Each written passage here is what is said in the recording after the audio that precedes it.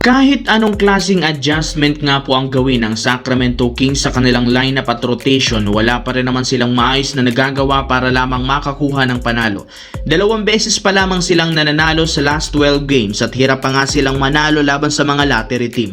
Kaya isang sinyalis ito, hindi talaga gagana ang lineup at wala silang ibang dapat gawin kundi buwagin ang kanilang roster ngayon. At base sa balita, ang pinakaunang player na aalis sa team ay si Domantas Sabonis na opisyal na nga pong nag-request ng trade sa front office.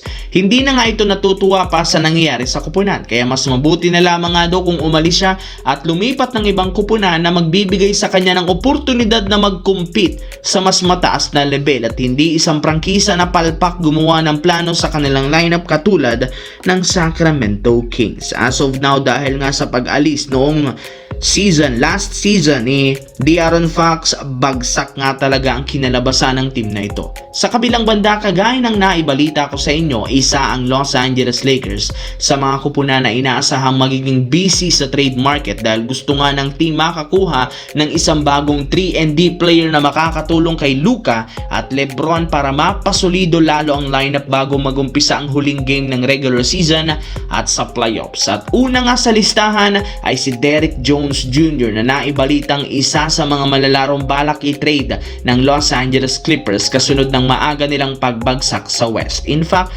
willing si Rob Pelinka makipagnegosasyon sa Clippers. Handa na rin naman ditong i-offer sina Gabe Vincent, Dalton Keunig at isang future first basta't makuha lamang nila ang dating kakampi ni Luka Doncic as soon as possible. As of now, eto muna ang paunang offer ng Lakers at posibleng lumaki pa ito depende sa magiging usapan ng Clippers at Lakers sa mga susunod na linggo.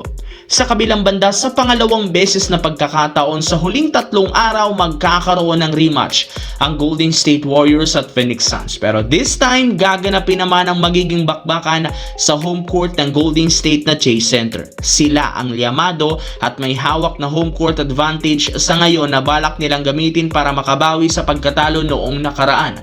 Mismong si Stephen Curry na ang nagsabi maging siya hindi matanggap ang pagkatalo laban sa Suns. Kaya ngayon nga pong magkakaroon silang muli ng Phoenix Suns ng rematch, sisiguraduhin niya na sila ang makakakuha ng panalo. Inamin nito masyado silang nag-struggle last game sa scoring at shooting, subalit pinapangako niya na aayusin nito ang kanilang gagawing performance. Alam niya siya na naman ang pupuntiryahin ng depensa ng Suns, kaya kailangan talaga niyang maging matalino at i-involve ang kanyang mga kakampi ng mas madalas sa kanilang opensa. Kung inyong ang matatandaan, halos karamihan nga sa opensa ng Golden State nang gagaling kay Stephen Curry, kaya predictable nga ang kanilang offensive game plan.